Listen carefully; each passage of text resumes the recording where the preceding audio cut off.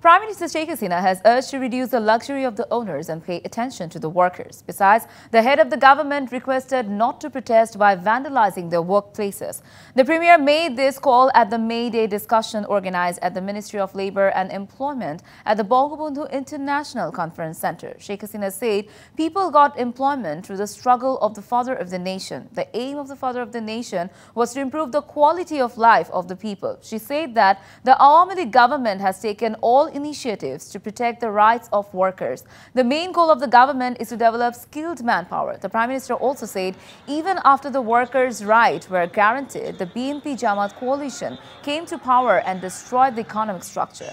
The country has turned around from the situation, she added.